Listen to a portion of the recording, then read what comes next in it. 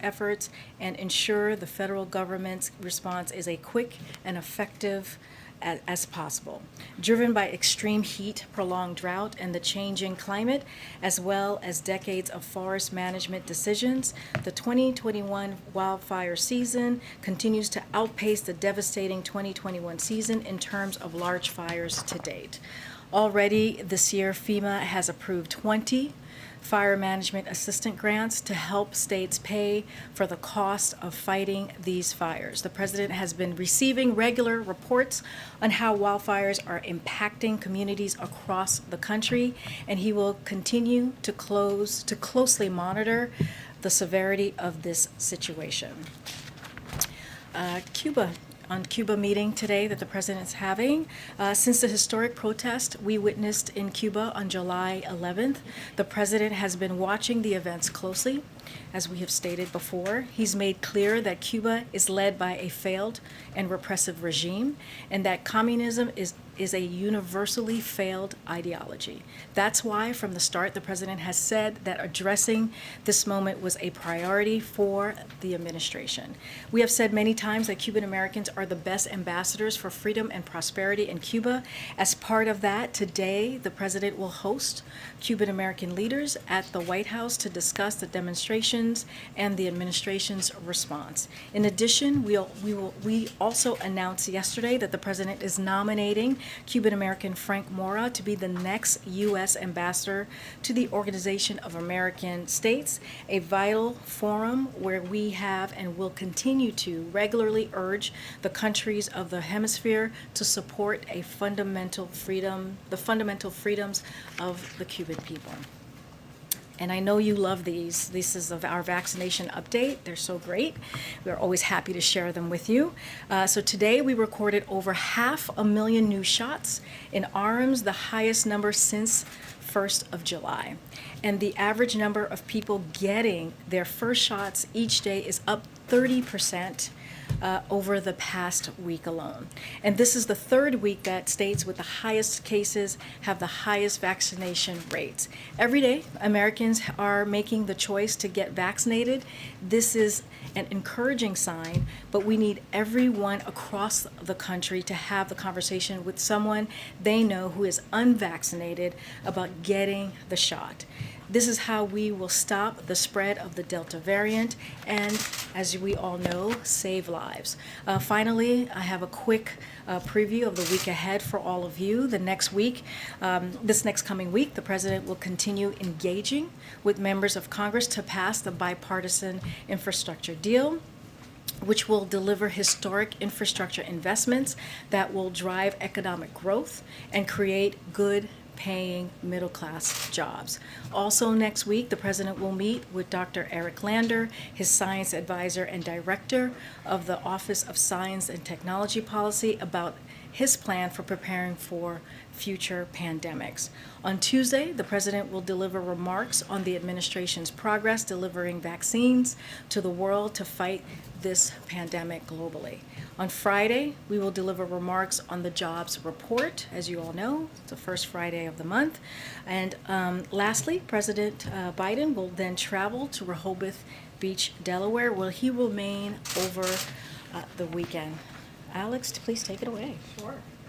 So I know we have a hard out at 3:10, so I have a couple quick questions on Congress. First, the eviction moratorium.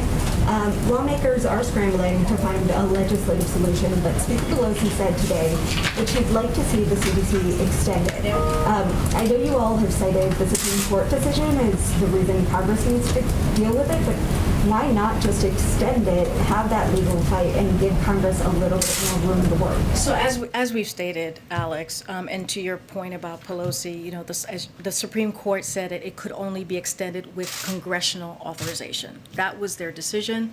That's how they were able to strike it down, and that's what they said needed to happen. And so this bill that Pelosi is asking for, this would meet that requirement if successful. So this is important. It's incredibly important to move forward.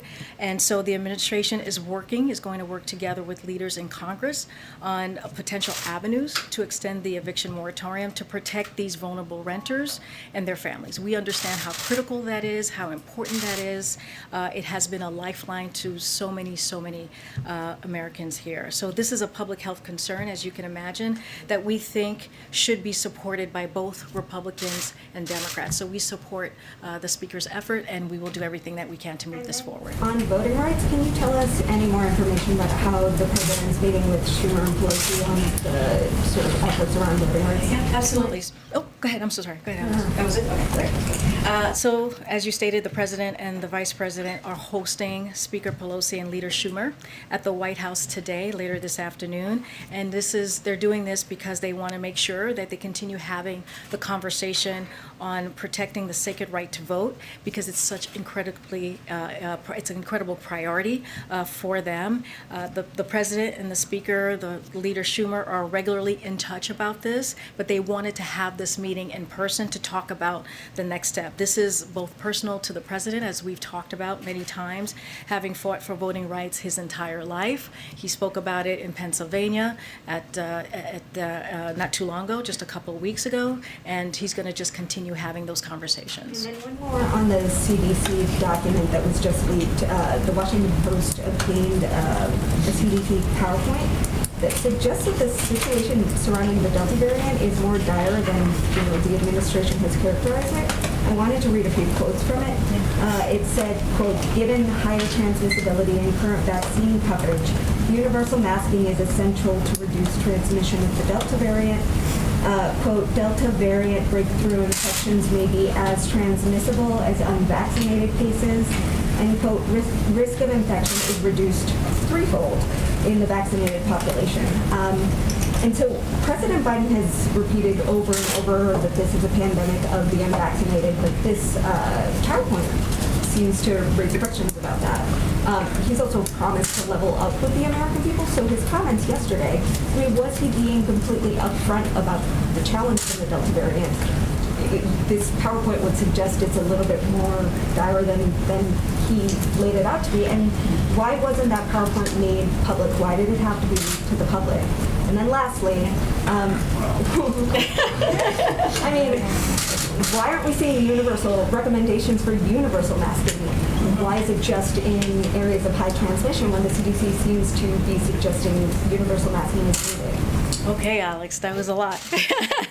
No, I appreciate the question. It's actually a very important question, and we need to, and I'm happy to address all of them. So since May, just wanted to step back a little bit. Since May, the CDC and the administration have been crystal clear about the increased risk of the Delta variant in our pandemic response. And so I just want to run through a couple of examples, because this is such an important moment that we're in fighting this pandemic. So in May, out of the concern of the spread of Delta, we restricted travel to India, where it was growing. That is something that we did in May. And so that, as you know, that was many months ago at this point, or a couple months ago at this point. In the month of June, doctors from the admin blitzed local constituency and national media with over 400 media interviews with a clear message. Delta is a serious threat, and getting vaccinated is the clear solution. So that was in the month of June, for the month of June. Throughout June, the President, Jeff Zients, and our medical experts spoke dozens of times to the threat of Delta, the threat that Delta poses. On July 4th, the President made clear that COVID-19, quote, has not been vanquished, and Delta is a powerful variant. This is what the President said on July 4th. And in light of recent reporting, it is worth noting that Dr. Walensky said 8 days ago that the Delta variant is the most infectious respiratory disease she has seen in the last 20 years, her 20 years of her career. Our message has always been clear throughout. We need more people to get vaccinated to stop the spread of this variant, and so we have to continue to make that effort. Vaccinated and unvaccinated people infected with Delta have higher viral loads, meaning more virus in their body than with previous variants.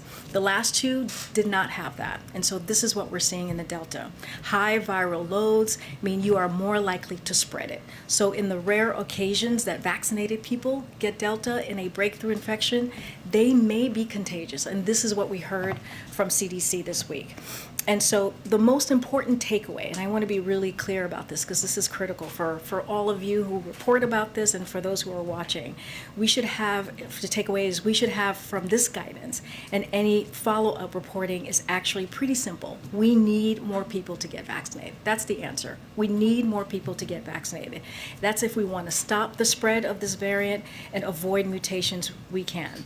So we just need to get more people vaccinated, and the good news is that the vaccines work. So we got to get out there and make sure people get vaccinated.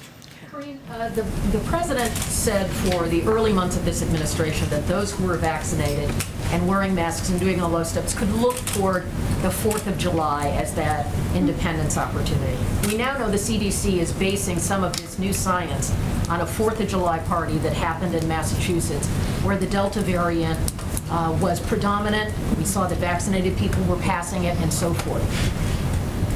Does this give the president pause about making recommendations about what the public can do? Because he encouraged people who were vaccinated to gather on the 4th of July.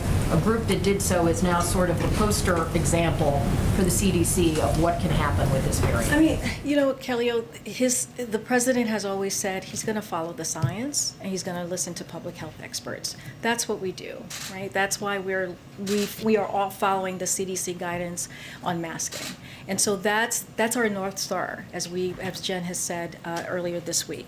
Look, the job of all of us in this room is to communicate the truth about where we are in the pandemic. And this is something the president has said from day one, and also highlight how we can get out of this pandemic. So the vaccines work, that's the truth. We know masks work, that's the truth.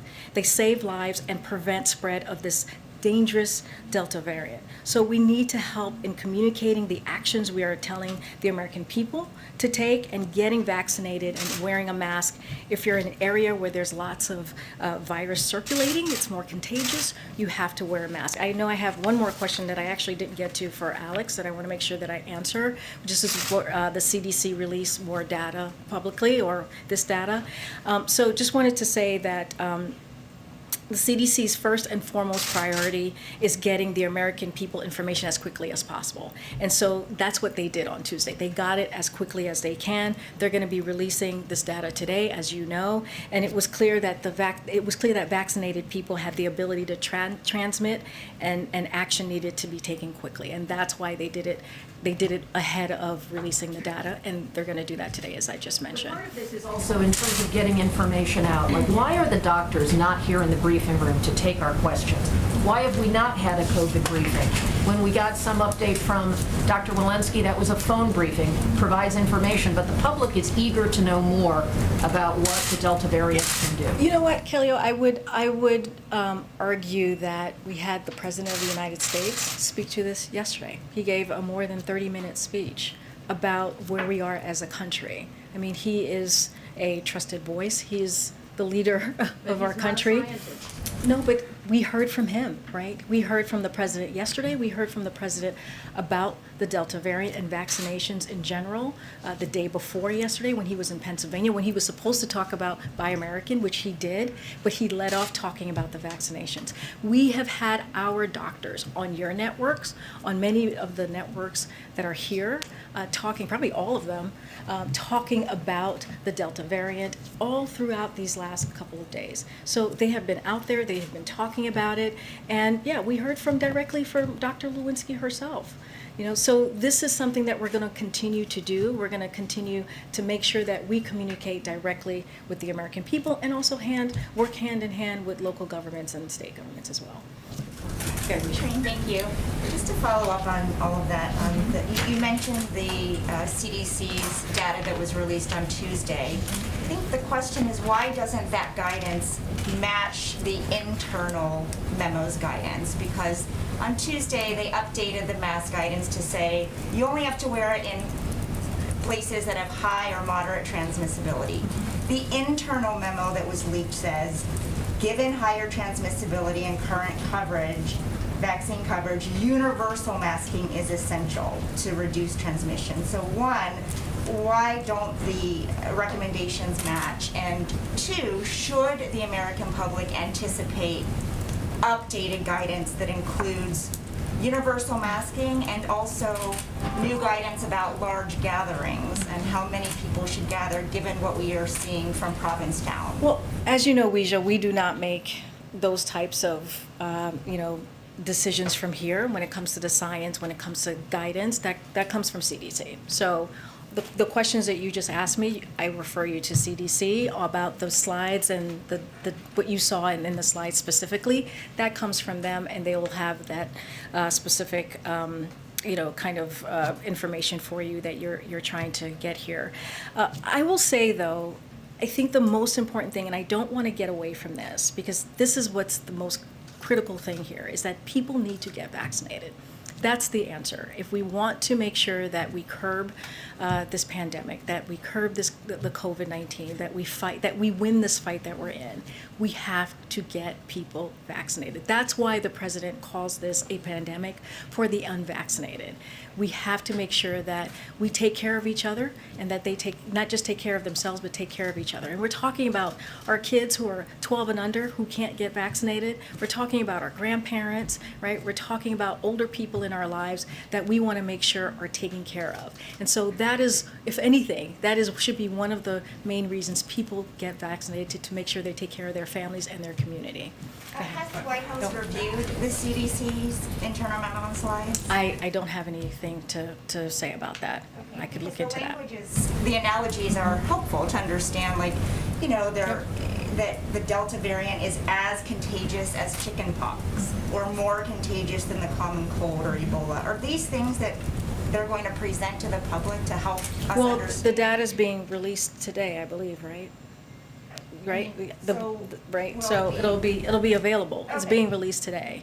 Got Yeah. it. And one more just follow up on Kelly. Of all the weeks not to have a COVID briefing, why this week?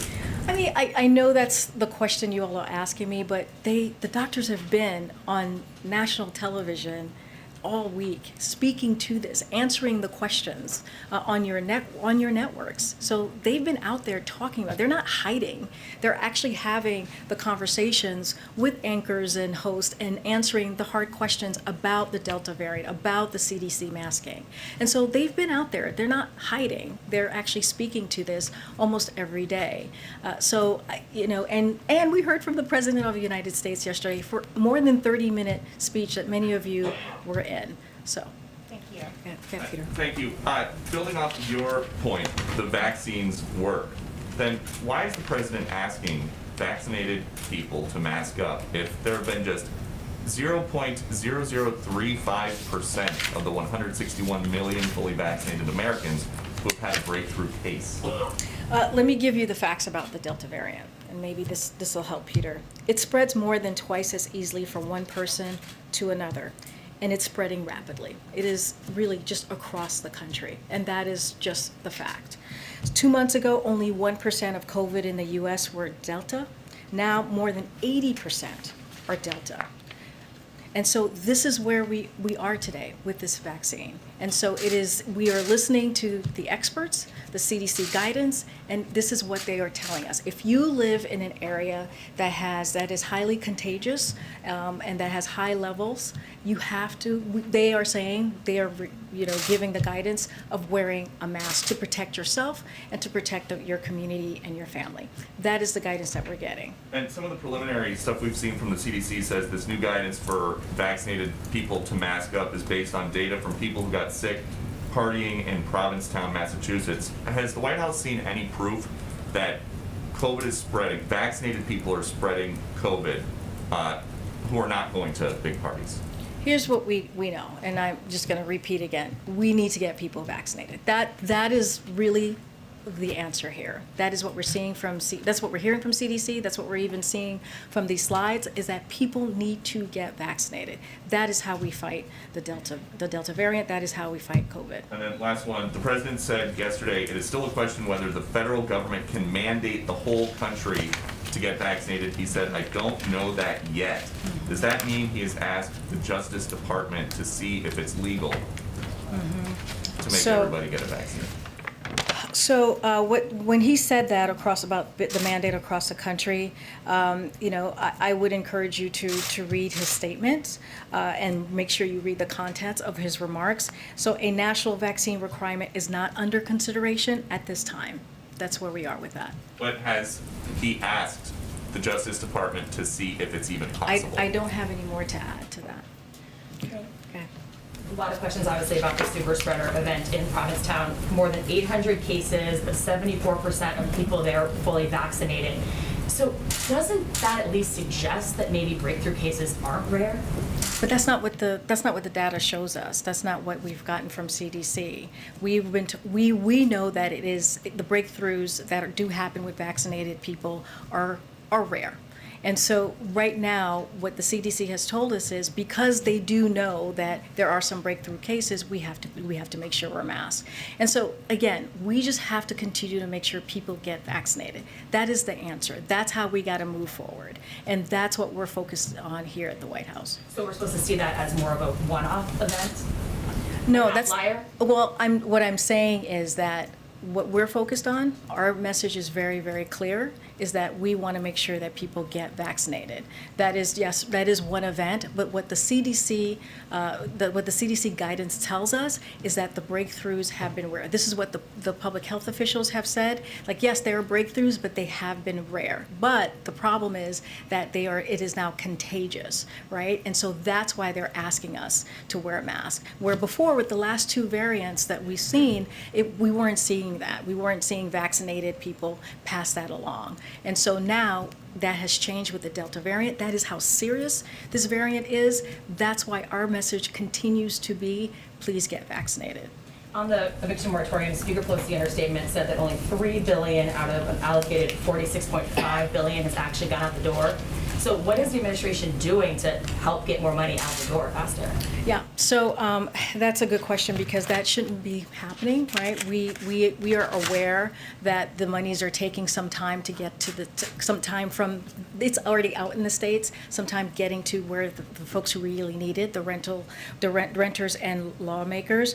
So what we have done these past couple of days is we made an announcement last week that $1.5 billion of that ERA went out in the month of June, and that was the most that we saw in the last 5 months. And so we continue to work to make sure that people are being made aware that this is in existence. Look, this shouldn't be happening. States should be making sure that these monies are getting out as quickly as possible. And so just this week we had a day of action to promote the availability of the rental assistance, which reached tens of millions of Americans. Last week, the Treasury released new data, which I just mentioned with the $1.5 billion.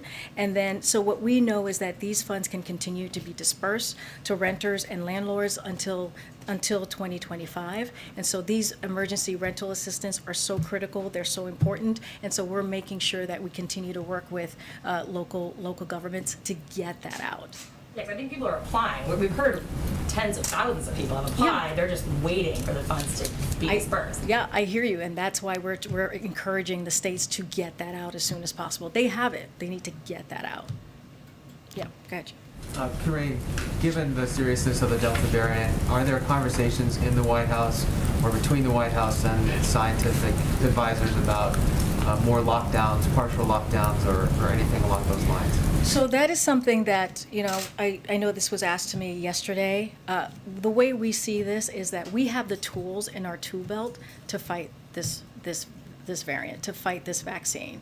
And we are not going to head towards a lockdown. We want to make sure that we're doing everything that we can because after passing the historic rescue plan, we have the resources to make sure that doesn't happen. So our role, again, is to make sure that we get people vaccinated as quickly as possible. Look, these vaccines are free.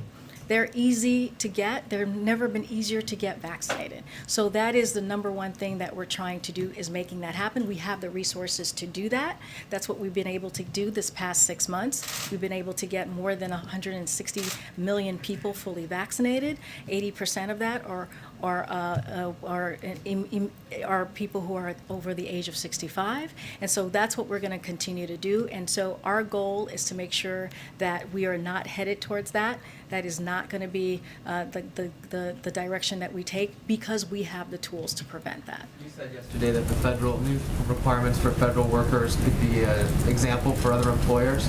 Can you just explain, will federal employees' data be collected when they submit their vaccination status? And will the federal government be paying for the tests that they take if they do not attest to being vaccinated? So the agencies will pay for the cost of regular federal employee screening tests. So that's how that's going to move forward. And they're going to implement, the agencies are going to be implementing this program themselves.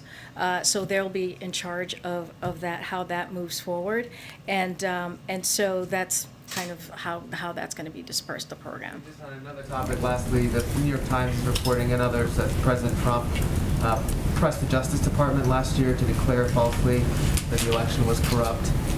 Do you have a reaction to Yeah. that? And would your Justice Department, the Biden Justice Department, do anything about that? So President Biden has been clear that he believes it is absolutely vital to have a Department of Justice that is free from undue political influence, and these revelations underscore why that's important. Yeah. Go ahead, Phil. Thanks, Karine. Just to follow up on Mary Alice's question, her number, at least percentage-wise, was right from the CDC study. It says about 74% of 346 cases had been fully vaccinated in that cluster. So just to clarify, it's still the belief of the administration and the public health officials that breakthrough cases are rare on that. So what we've been told by CDC and what we know from our public health expert is that they are rare. But here's the thing, and this is what we keep trying to say, is that we got to get people vaccinated. That is what we have to focus on. That is why we're seeing the Delta variant, and so that is what we're working on as an administration. That's what the president talked about. He talked about incentives. He talked about ways to do this in a more robust way, and this is the way we're going to be focused on, is making sure people get vaccinated. So that actually, that was my follow-up, Yep. which is, it's very clear that those who are vaccinated see fewer symptoms, hospitalizations, death. There's no question about it when you look at the data. How concerned are you guys that people see a headline like that about breakthrough cases, or a headline from the slides about transmissibility, and it undercuts your efforts to say vaccination is the answer, vaccination is the solution? Well, I just talked about what we've seen the last couple of days, the rise in numbers of people getting vaccinated. And so, if anything, we're seeing people are out there who are unvaccinated clearly getting vaccinated. And so that's critical, that's important. The numbers and the data shows that. And so that's what we're going to continue to do, is making sure that people continue to get vaccinated. We were all being tested every single day. At a certain point, we were not being tested. I'm curious what the current status of White House staff testing is, and whether, given this news about transmission, there are plans to ramp up that testing. So we're going to continue to follow the guidance that's been let out, that's been handed, and so all of that is going to be determined. Our testing is going to be determined by the White House Medical Unit. We continue to get tested here. The staff does. So does the president, and so that's what we're going to. That's how we're going to continue to move So forward. when you say guidance, is that, I think the current guidance is only if there are symptoms. If you're vaccinated, is that the current Yeah, status? but we've also have stated in the past, like when a staffer's around the president, they get tested, and because we're around the president of the United States, we get tested pretty regularly. That's something that we have shared in the past. There's nothing new there, and we're going to continue to follow what the White House Medical Unit entails for us to do as staff and for the president. On the eviction moratorium, why did the White House wait until yesterday to publicly inform Congress that it was then we needed to extend it legislatively? So let me just first say about the eviction moratorium, because this is, I think, really important. We know that this has a disproportionate effect on those Americans, both most likely to face evictions and lacking vaccinations. And President Biden would have strongly supported a decision by the CDC to further extend this eviction moratorium to protect renters at this moment of heightened vulnerability. But like we've all said today, unfortunately, the Supreme Court has made clear that this option is no longer available. So the Supreme Court's ruling stated that clear and specific congressional authorization would be necessary for the CDC to extend the moratorium through July.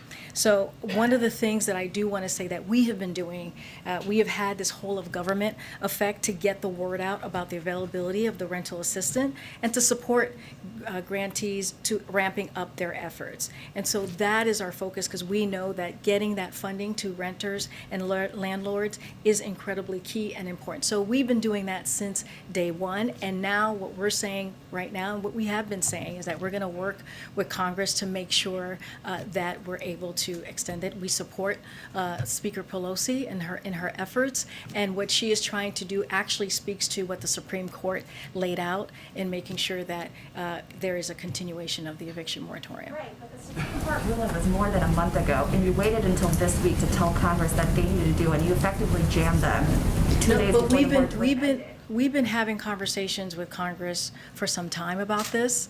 This is something that we have been working with them with some time about how do we move forward. And so we're going to continue to do that. And we appreciate Speaker Pelosi's efforts, and we're going to work closely with her on getting that done. And again, from day one, this administration has been working to make sure that we really take care of the most vulnerable in this country who's been affected by COVID-19. There was some confusion over military service members being mandated to get the vaccine. The president said yesterday it was all about timing and recommended the DoD study it. The DoD later put their own statement out. But what did he mean that it's all about timing when he also said that the numbers are going to get worse before it gets better? So I'll say this, the president is asking the Department of Defense to look into how and when they will add COVID to the list of mandatory vaccinations for our armed forces. Anything else, I refer you to the DoD. For both civilian and military service members?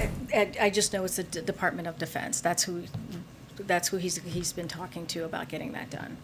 Okay, and then just on a separate note, it was reported this morning that Senator Sinema, a key Dem swing vote, said she will not be putting off August vacation plans to vote on your $3.5 trillion reconciliation bill.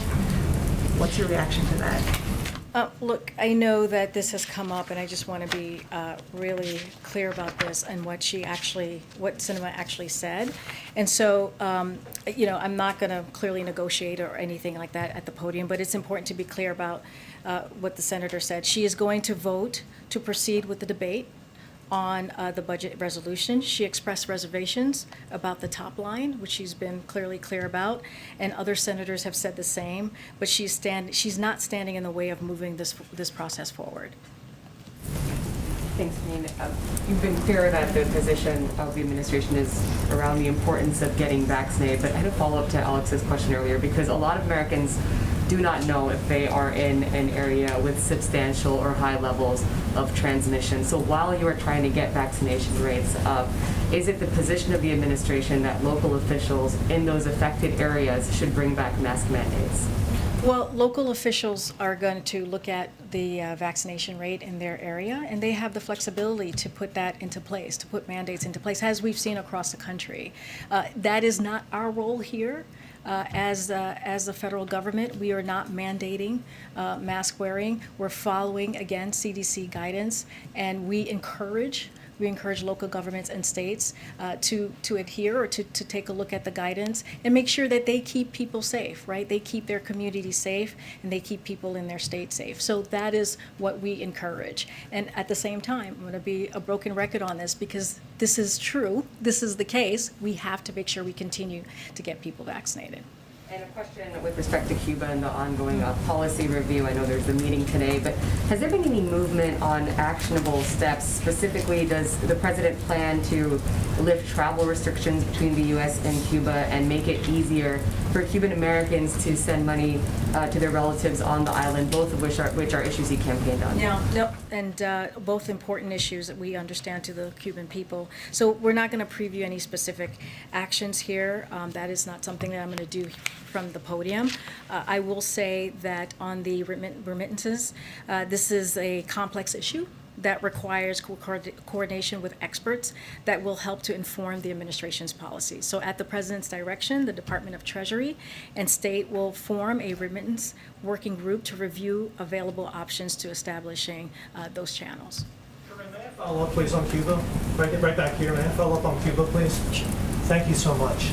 You may have noticed those protests last week across the street from the White House. I don't know if you or anybody from the White House happened to speak to those protesters, but I did, and it's anecdotal, of course, but they say they see no difference between the policy of President Biden towards Cuba and the policy of former President Obama towards Cuba. Is the approach the same of those two presidents, of President Biden currently and the former President Obama? So I'm going to be really clear here. So since day one, we have said many times, many times, that the Cuban Americans are the best ambassadors for freedom and prosperity in Cuba. That's what I said at the beginning. Today, the president is going to sit down and to meet with Cuban Americans and leaders at the White House. That's what he's going to do in just a few hours, to discuss the demonstrations and the administration's response. And so including applying new sanctions on Cuba, on Cuban leaders, and establishing internet access for the Cuban people. So we want to lift up the Cuban people, and that is going to be our focus. On July 22nd, the Treasury's Office of Foreign Assistant Control sanctioned one of the Cuban individuals and one Cuban entity for serious human rights abuses and the repression of peaceful pro-democratic protests in Cuba that began on July 11th. So we are going to continue to lift up the Cuban people, and we're going to have a conversation, as I just mentioned. The president will have one today, and we'll probably have more to read out from that. Go ahead, Jane. Thanks, Karine. Just really quickly, following up on Sungmin's question on the eviction moratorium, you said that you've been working with Congress for some time now. Is there anything you can share in terms of who you've been talking with and when that started? Because Democratic leaders, quite frankly, seem pretty surprised that it's now their responsibility. Obviously, we know the Supreme Court decision has been out for a month.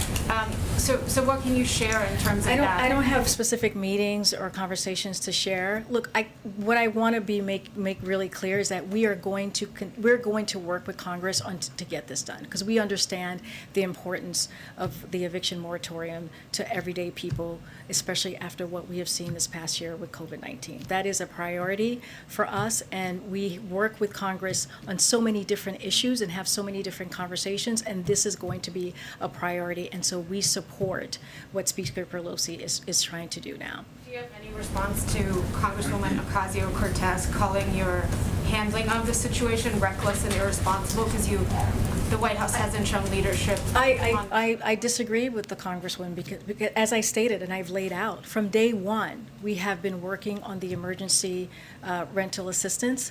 We have been making sure, working with local governments to get those funds out. Just last month, we saw $1.5 billion in just 1 month in rental assistance, which was more than the last 5 months. So we have been working very hard in a whole of government approach that we do here at this White House and this administration, and we'll continue to do that. Thank you. Back to Senator Sinema's comments, which she noted her reservations about the price tag. Do White House negotiators and the president support Senate Democrats scaling back the reconciliation deal? Look, this is a process that we're going through. This is a negotiation process. We're going to continue to engage congressional members on the Hill when it comes to reconciliation and also clearly the bipartisan infrastructure deal. So I'm not going to stand here and trying to negotiate from the podium. I'm going to let congressional members do that. We'll work closely with them. We understand this how incredibly critical this is. This is part of the Build Back Better plan that the president has put forward, his economic policy for this country, and he is all in on this. He brought people here, right, to work with both sides of the aisles to bring this bipartisan deal on the hard infrastructure, and we're going to continue as well with the whole Build Back Better plan. And back to COVID, I know you said it's up to the CDC and health officials to lead on new recommendations, but has the White House or the president asked them to look at new restrictions, possible restrictions surrounding large group gatherings given the Delta variant transmission? Again, we follow the science and we listen to public health officials. That's how we move forward with this. Karine, speaking of the science, Karine. Hi, switching topics. The Biden administration earlier this week laid out their plan on addressing root causes in Central America, including combating corruption in the region. It comes days after Guatemala's special prosecutor against impunity was fired. The State Department has suspended cooperation with Guatemala's Attorney General. So I guess how does this affect the White House's work in the region? And does this cause any setbacks? Thank you for the question. Yes, this is something that we are very aware of.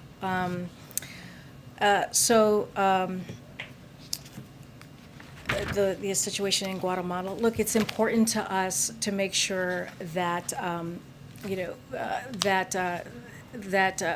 that corruption is, as we're dealing with the Northern Triangle, is dealt with. Hold on a second. I did have something that I wanted to share with all of you. If I can find it really quickly. Just give me a second.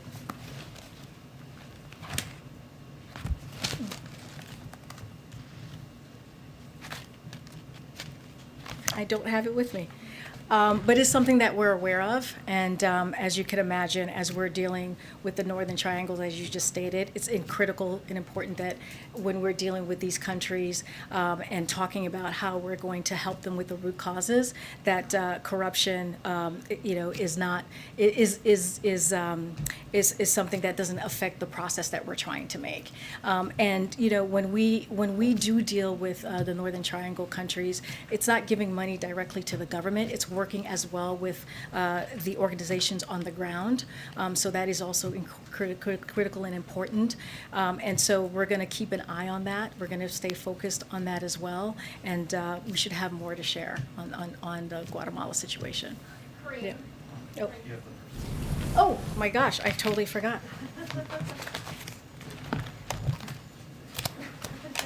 Oh my goodness, give me 1 second.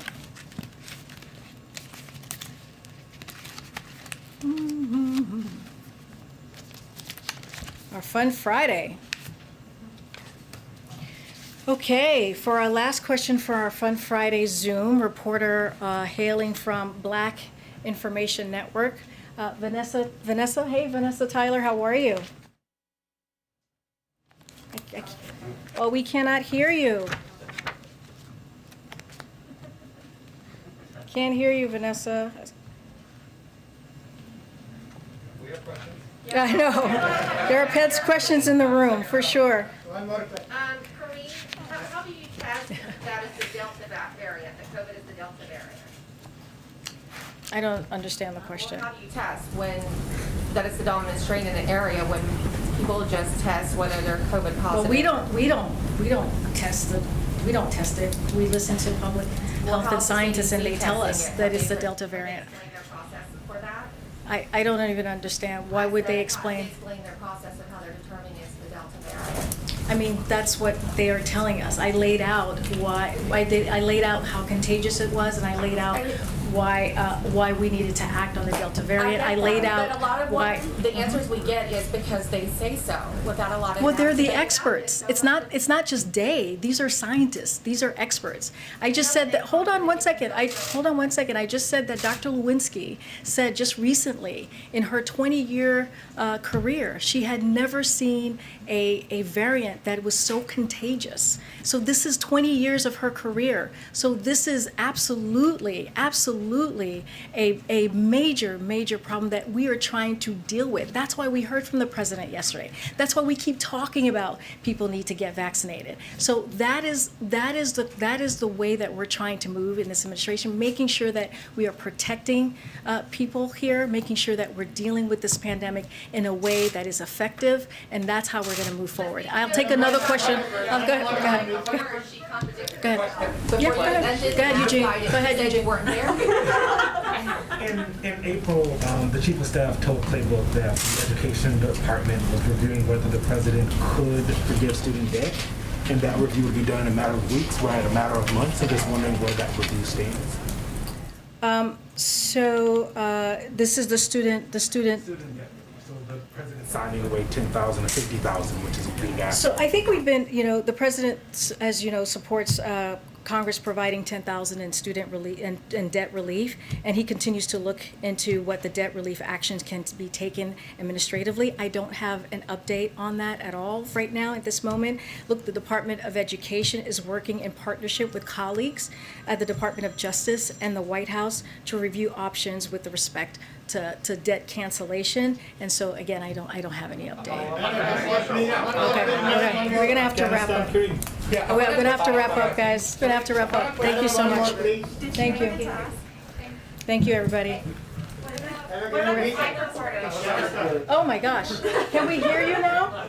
We still can't hear you. I'm so sorry. Are you on mute? Oh, it's something in the room. Okay, so we're trying to hear you and we cannot. Vanessa, I'm so sorry. I'm so sorry.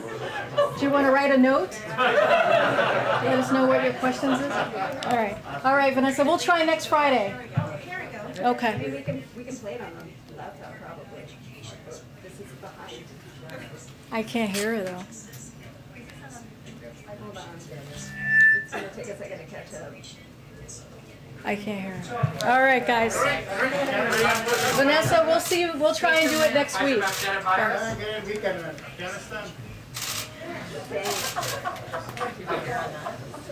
think she was coming through on the feed, but not. Technical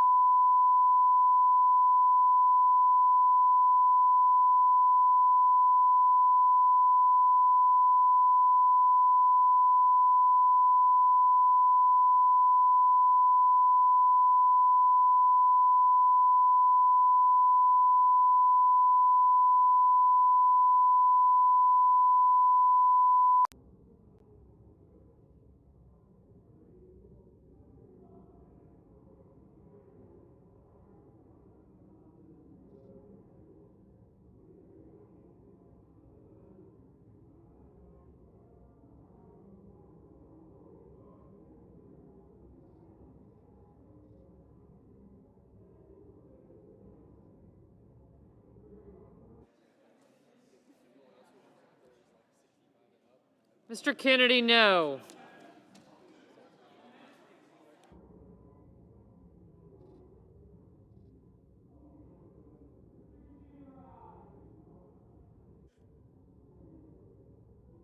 Mr. Blumenthal, aye.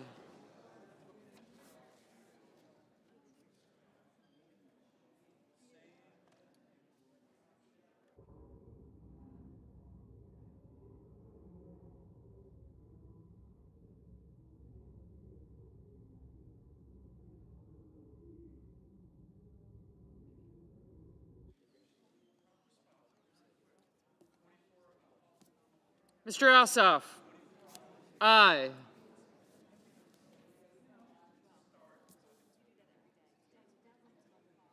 Mr. Shelby, no.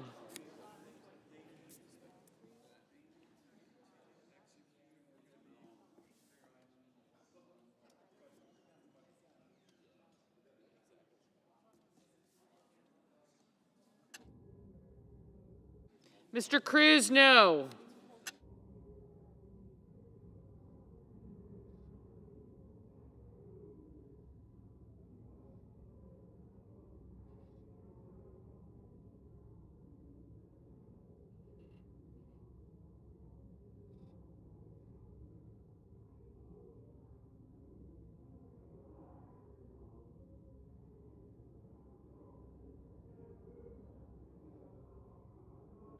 Ms. Stabenow, aye. Yep.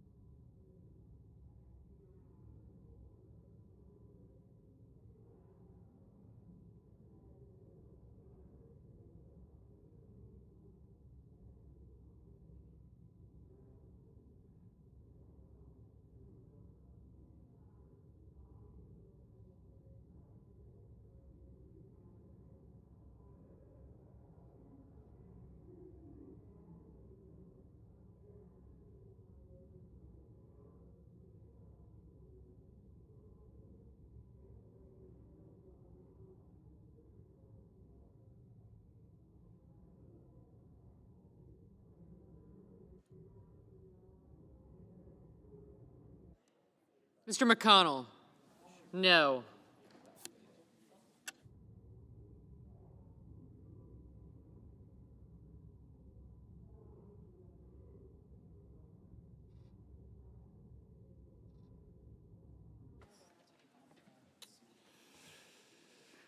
On this vote, the yeas are 47, the nays are 34, and the nomination is confirmed. Under the previous order, the motion to reconsider is considered made and laid upon the table, and the President will be immediately notified of the Senate's actions.